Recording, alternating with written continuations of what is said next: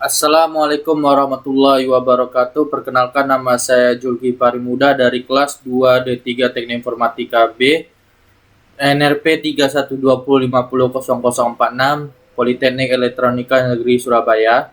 Pada video kali ini saya akan menjelaskan percobaan dari materi Y2 Key Concept, yang mana pada pelajaran WhatsApp Framework lanjut yang dibimbing oleh Bapak Ahmad Syauqi Ahsan.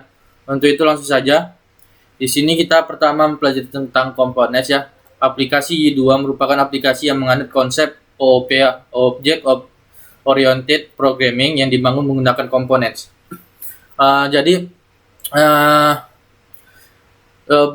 bagian-bagian dari Y2 ini ya dibentuk menggunakan komponen. Nah, komponen merupakan sebuah extended class atau objek dari Y-based component. Komponen ini dia berarti turunan dari kelas atau objek dari Y-based component. Y-application pun sebenarnya juga merupakan sebuah komponen. Nah, Y-application dapat diakses melalui Y-app. Nah, jadi kan pada dasarnya kalau kita menjalankan Y, yang dijalankan itu adalah application-nya. Nah, jadi itu merupakan komponen. Nah, komponen pada Y2 ini berisi ada dari 3 fitur utama, yaitu properties, kemudian ada events sama behaviors. Nah, salah satu contoh komponen adalah picker widget ya, yang pada gambar di atas ini. Nah, language ini dia merupakan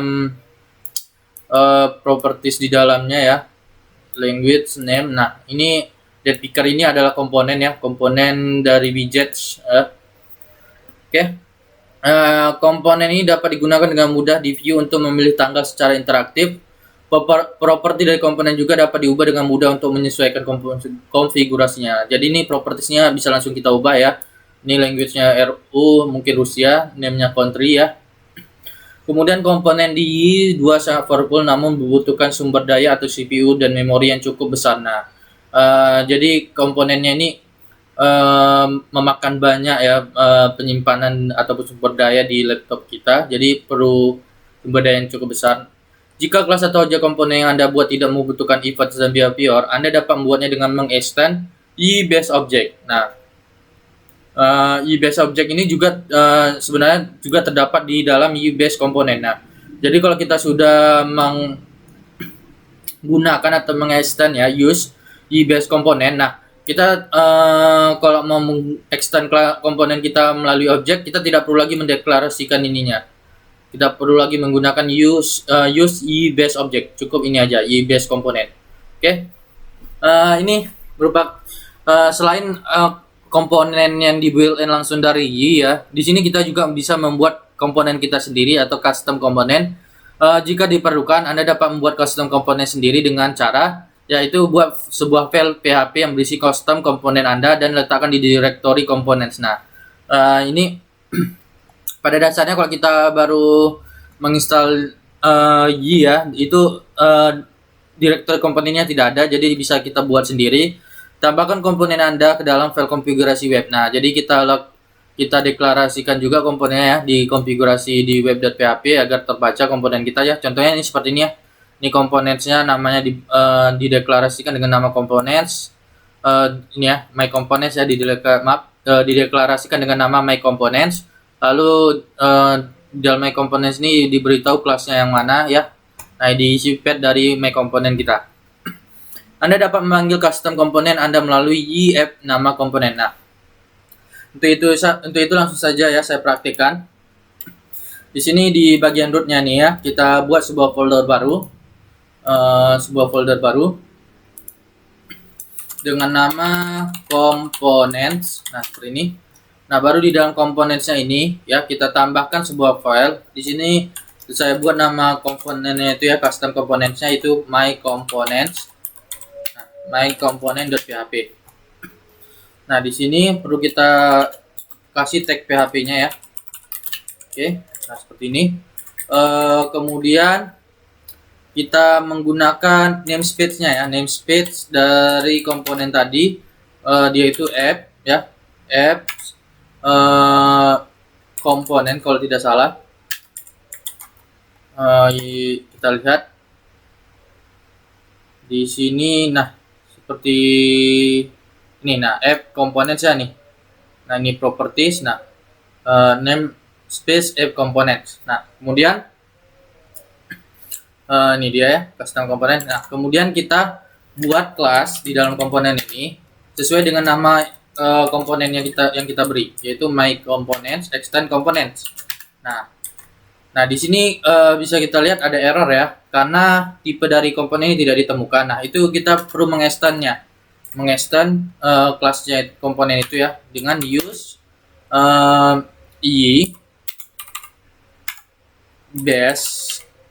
i base komponen seperti ini. Nah, maka sudah bisa kita extend ya kelas komponen ya dari base ini. Nah, ini kita sudah membuat sebuah custom komponen ya kalau seperti ini ya. Cukup sederhana cara membuatnya. Namun custom komponennya ini belum ada properties, event sama behavior. Nah, untuk itu coba kita kasih dia sebuah event ya. Yaitu public function welcome. Nah, welcome. Nah, di sini kita akan mereturn sebuah nilai. Ini tidak mereturn sih, dia akan menampilkan ini ya nanti ya. Welcome to my welcome to my component. Nah, seperti ini ya, misalnya seperti ini. Nah, sudah. Nah, ini kita sudah membuat custom komponen. Terus cara setelah kita membuat komponen ini kan belum terdata ya, atau belum dideklarasikan. Nah, kita belum mendeklarasinya kan di config web.php ini. Nah, di dalam komponen ini kita perlu membuat deklarasikan ya sebuah komponen baru. Di sini kita beri namanya my component saja. Nah, nama dari komponen kita tadi. Nah, baru kita assign dia sebuah array. Nah, di dalam array ini kita kasih kelasnya tadi. Nah, seperti kelasnya itu diberi alamatnya, yaitu app, alamat dari komponen kita tadi, components, my components. Nah, seperti ini ya. Di sini ada error nih, ulang koma. Nah, maka kita sudah mendeklarasikan komponen kita ya. Nah, setelah itu cara pengaksesannya. Nah, misalnya kita akses dia itu di bagian about ya, saat kita akses about. Nah, di sini nanti ditampilkan welcome to my components ya. Ya, itu langsung saja ya kita akses dulu ke view-nya ya. Itu kita taruh di view, yaitu di bagian view, di sites, dan di bagian about ya, about. Nah, di sini kita tambahkan misalnya H2 ya. Di sini kita akan panggil H2 tadi dengan dipanggil.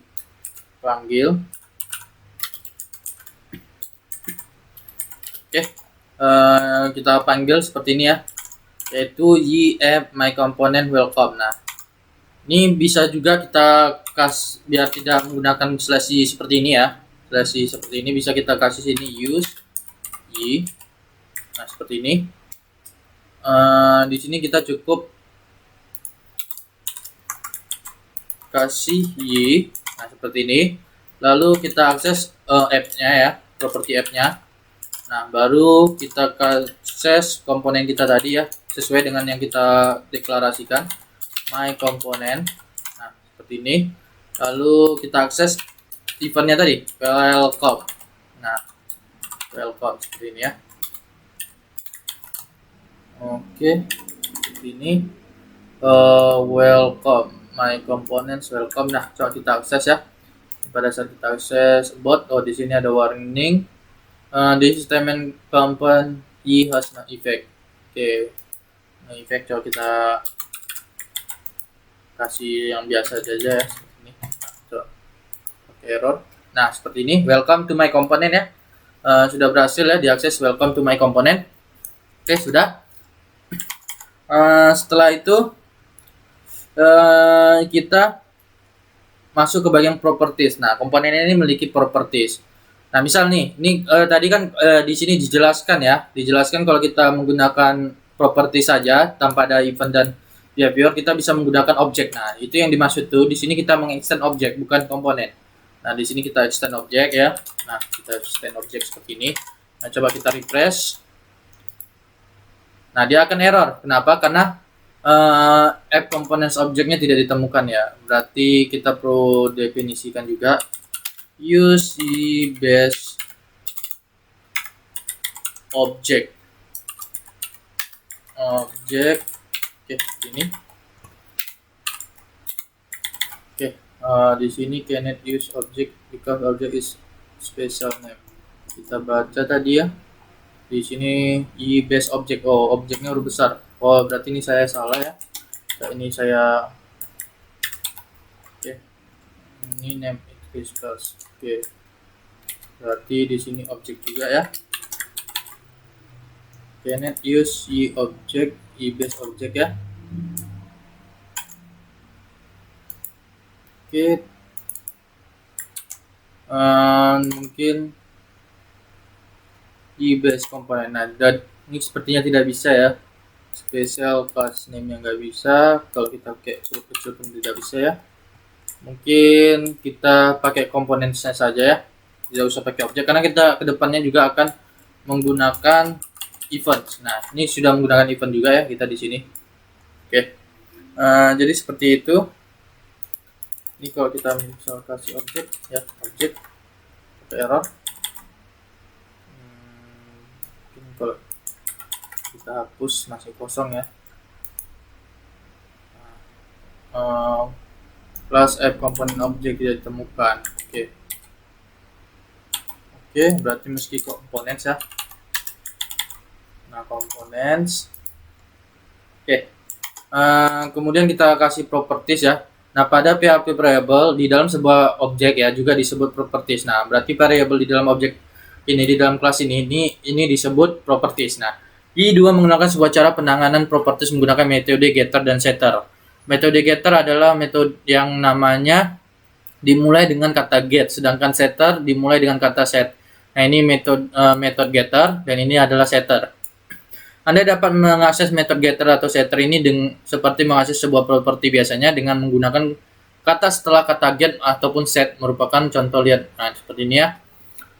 Dengan getter dan setter, Anda dapat membuat sebuah properti pada kelas memiliki karakteristik tertentu. Misal, Anda dapat membuat sebuah string properti yang isinya selalu huruf kecil. Nah, jadi dia karakteristik, kalau kita menggunakan setter dan getter, dia karakteristiknya itu tidak bisa diubah-ubah. Nah, jadi kita set karakteristiknya itu misalnya properties dari label 2 nih ya, label 2 ini dia huruf kecil semua. Nah, jadi itu kita perlu menggunakan setter dan getter.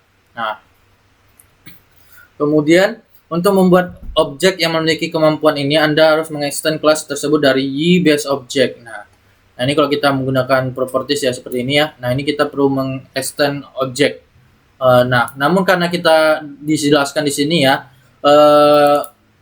ini y-base object ini instead di dalam y-base komponen ya, termasuk dalam y-base komponen. Jadi kalau kita sudah mendeklarasikan y-base komponen, maka tidak perlu lagi mendeklarasikan y-base objeknya, atau tidak perlu menggunakan mengextend y-base object. Nah, itu langsung saja kita coba ya. Misal di sini kita buat public ya, public propertiesnya itu ini label 1. Nah, seperti ini. Dan yang kedua itu private ya, karena gini setter dan getter, jadi dia hanya tidak bisa langsung di set ya nilainya itu. Kan metode setter dan getter nih, dia variabelnya propertiesnya harus private. Nah, jadi dia hanya bisa di set nilainya itu berdasarkan metode setternya. Nah, di sini kita kasih label 2. Nah, seperti ini. Lalu kita coba kasih di sininya public function getter ya, get label 2. Nah, seperti ini. Nah, lalu di return equal this ya, return this. Nah, ini dia pakai key this ya, jadi dia akan mengakses properti yang ada pada kelas ini. Nah, yaitu properti pada kelas ini tadi yaitu label 2 ya. Berarti ini this underscore label 2. Nah, seperti ini ya. Oke, dia akan mereturn nilai dari label 2. Lalu ini kan private, jadi kalau dari luar kelas dia tidak bisa mengakses properti ininya. Jadi kita perlu menggunakan metode setter untuk mengeset nilainya, yaitu public function set label 2. Nah, seperti ini ya. Nah, set label 2. Di sini value aja ya, value. Kita ikuti seperti pada format PPT. Nah, lalu di sini kita send nilai dari label 2 tuh ya. Nah, sesuai dengan value, namun di sini kita kasih str to lower. Nah, to lower agar nilainya itu selalu kecil. Nah, seperti ini ya. str to lower. Nah, oke. Nah, siap. Itu sama seperti sebelumnya. Coba kita akses. Misalnya di bawah ini ya. Nah, di bawah ini kita akses ya seperti ini. Nah, yaitu misalnya tadi yaitu 3 ya, misalnya 3. Nah, ini kita PHP. Ini kita akses ya.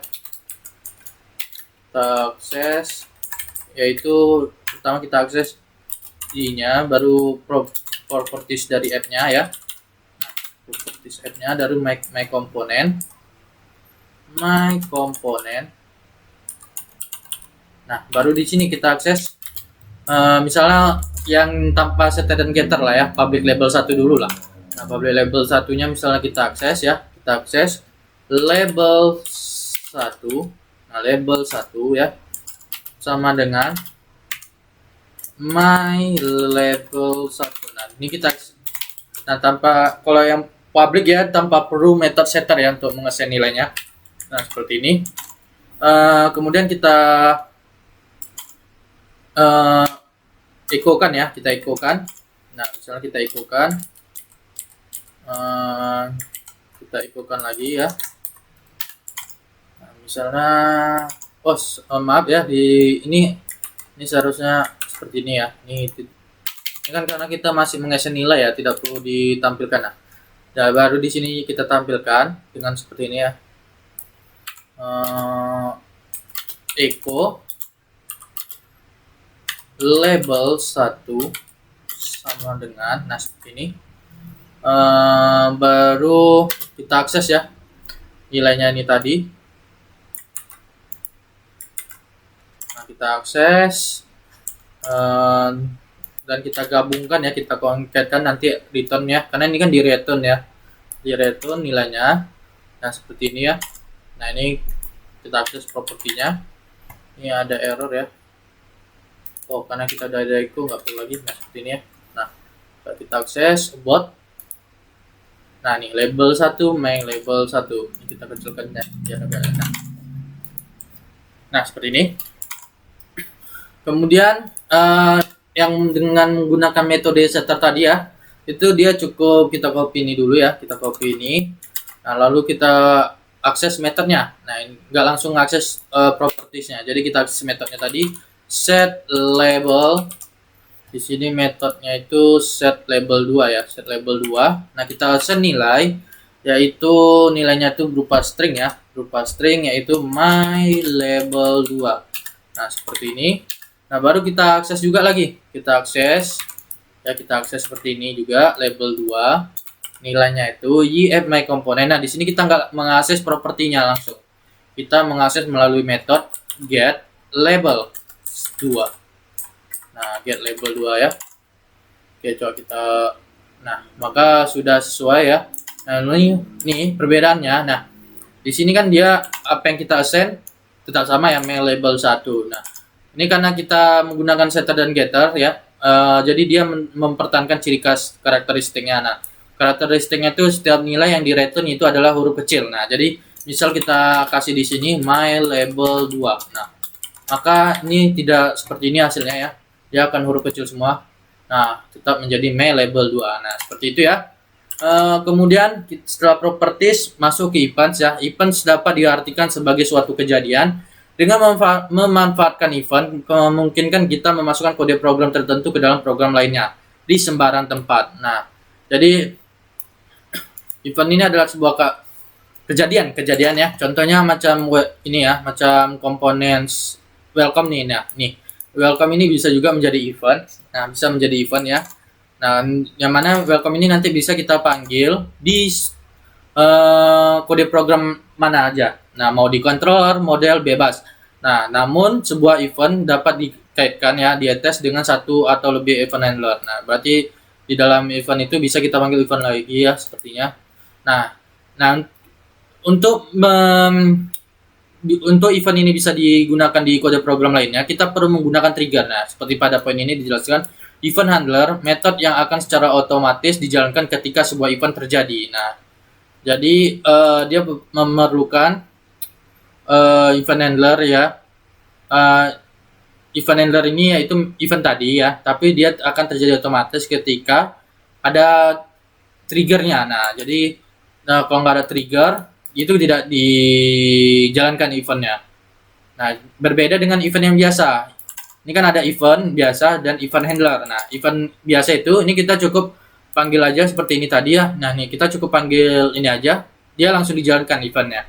Nah, kalau event handler itu dia memerlukan trigger untuk dijalankan. Nah, contoh penggunaan event ya, ketika kita ingin menghitung jumlah pengguna yang mengakses root item index dan item create. Nah, ataupun kita ingin aplikasi kita ini mengirimkan email ke admin jika ada pengguna yang menghapus data. Jadi ini triggernya ini tadi ya, kalau ada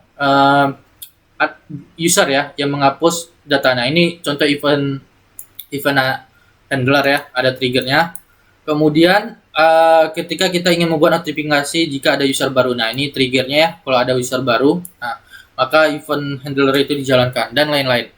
Nah, ini contoh menggunakan event ya. Pertama itu kita mendefinisikan event. Definisi event akan lebih baik menggunakan konstanta. Nah, untuk menghindari kesalahan penulisan. Nah, jadi eventnya ini didefinisikan ya, after something ini di dalam konstanta. Nah, buat sebuah metode yang berisi hal-hal yang akan dikerjakan jika terjadi suatu event. Metode ini disebut sebagai event handler. Kaitkan attach event ke event handler, trigger ke event menggunakan metode trigger. Nah, oke. Itu langsung saja kita coba ya. Pertama itu kita mendefinisikan eventnya ini dengan konstanta ya. Nah, ini seperti ini ya, konstanta. Oke, berarti kita definisikan dulu ya. Misalnya kita buat eventnya tadi ya. Nih, kita definisikan.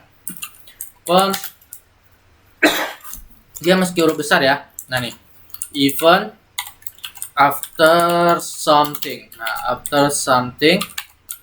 Oke. Nah, ini kita kasih nilainya itu, kita definisikan dia itu after something. Nah, seperti ini ya, after something. Oke, sudah. Oke, sudah ya, seperti ini. Nah, after something. Nah, kita sudah mendefinisikan eventnya agar kita menghindari kesalahan penulisan. Nah, kita sebaiknya mendefinisikan. Kemudian setelah itu kita buat eventnya tadi, event yang mau kita buat ya, yaitu di sini misalnya eventnya itu yang kita panggil nanti ya, yaitu public function my handler ya. Ini karena kita buat event handler yang mana dia akan terjadi kalau ada trigger. Nah, di sini dia akan print echo ya, echo script. Nah, seperti ini ya, console.log, yaitu and event occur. Nah, seperti ini ya, event occur. Oke, sudah. Kemudian kita kasih koma, titik koma. Nah, sudah itu kita deklarasikan triggernya tadi, karena kan membutuhkan sebuah trigger ya.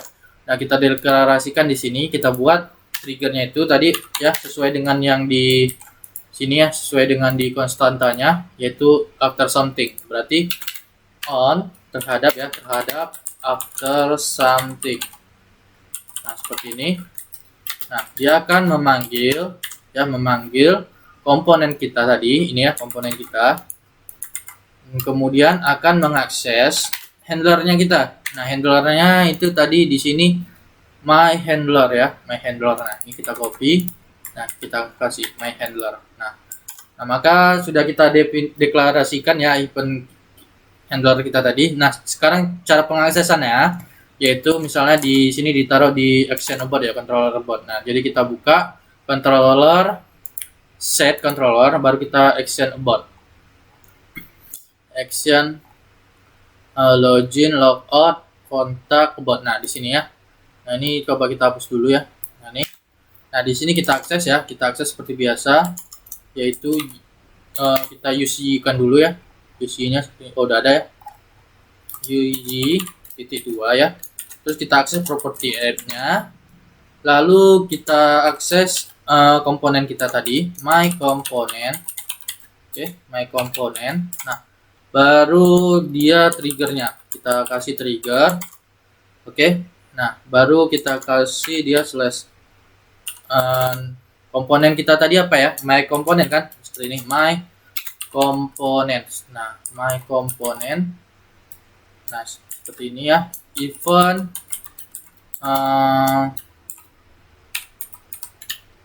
after something. Nah, seperti ini ya. Event after something. Nah, di sini ada error ya, karena kita belum extend ya komponen kita, maka kita perlu mengextendnya. Use app components my component. Nah, seperti ini. Di sini event after something-nya tidak ditemukan ya. Coba kita lihat event after something-nya, kita copy ya, kita sesuaikan. Nah, sudah. Event after something-nya sudah. Nah, coba kita akses ya. Action about. Nah, di sini ada occur handling-nya ya. Nah, di sini kayaknya kita responnya tidak bisa. Nah, ini kenapa? Karena pada pihak Y sekarang dia tidak boleh mereturn yang seperti mana ya? Seperti ini. Nah, tidak boleh direturn seperti ini. Nah, dia kalau mau mereturn seperti itu, kalau tidak salah, kita coba akses botnya. Nah, ini perlu kita encode ya. Encode JavaScript ya, mengencode JavaScript, atau kita ganti saja ya. Kita ganti saja misalnya di sini dia nanti akan apa ya? Menampilkan tag HTML, bisa tag HTML misalnya H2 di is handler. Nah, kalau misalnya seperti ini ya, lihat. Nah, this is handler ya, tapi udah error duluan. Nah, kalau kita akses bot, nah di sini sudah terjadi error duluan ya. Atau kita gak usah return dulu. Nah, baru kita handler. Ini kita encode juga ya. Mungkin di rendernya ini ya, masih return this rendernya bermasalah. Kita coba kasih dia sini aja ya.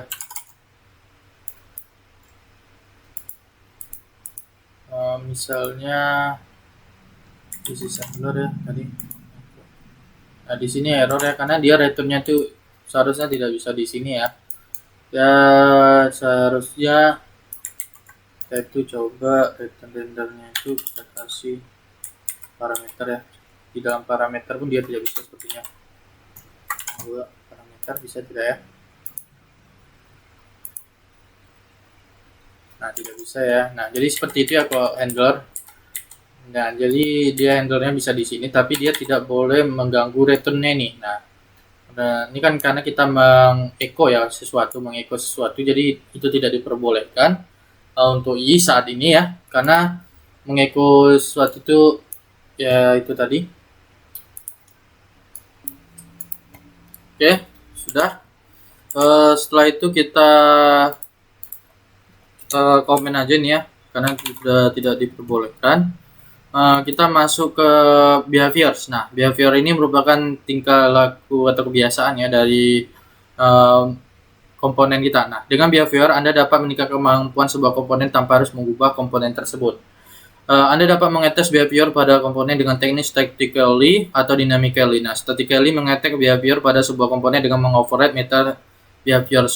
Jadi melakukan override ya setiap pemanggilannya. Dynamically mengattach behavior pada sebuah komponen dengan memanggil method attach behavior.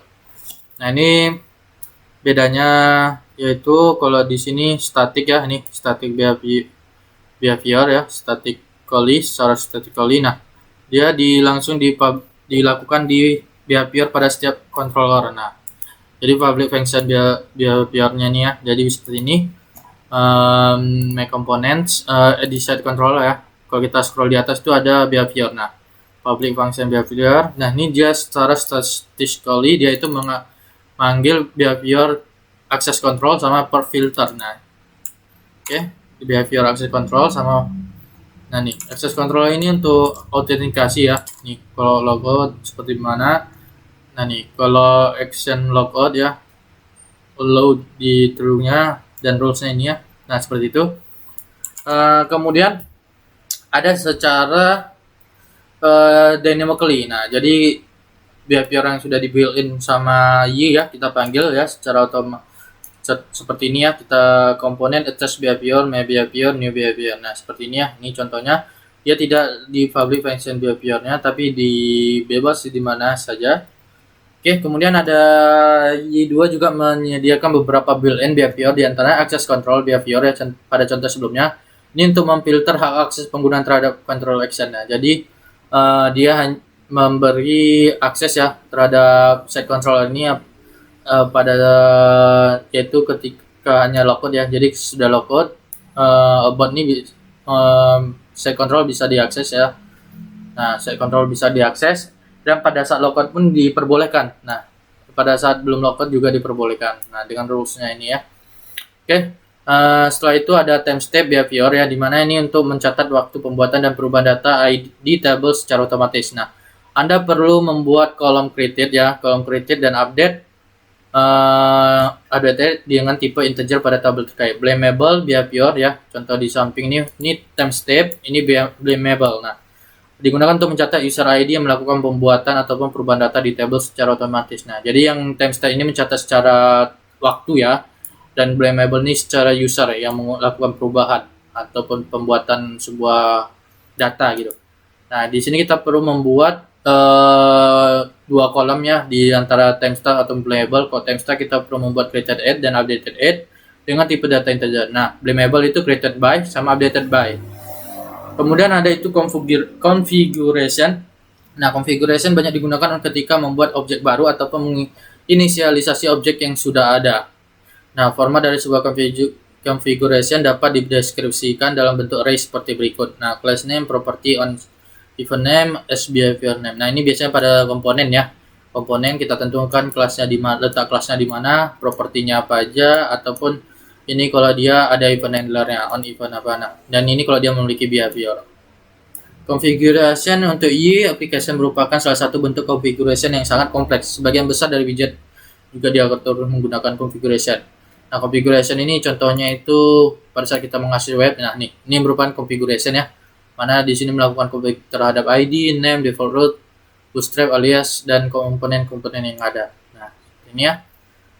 Kemudian yaitu ada alias ya. Alias digunakan untuk merepresentasikan path maupun URL. Sebuah alias juga harus dimulai dengan karakter @. Nah, untuk mendefinisikan alias dapat Anda lakukan dengan cara yaitu set alias @foo ya, berarti @foo nih ya. Berarti dia kalau kita gunakan ini saja @foo nih ya, aliasnya saja, dia sudah mendefinisikan path to foo nih. Nah, jadi sudah mendefinisikan path yang gini. Ataupun kalau kita set aliasnya itu @bar ya. Nah, dia mendefinisikan sebuah domain ya, domain ataupun URL www.example.com. Nah, kita juga bisa mendefinisikan alias berdasarkan alias yang lain. Nah, jadi kalau kita @foobar nih, berarti @foobar ini mendefinisikan path dari @foobar dari alias foo ya.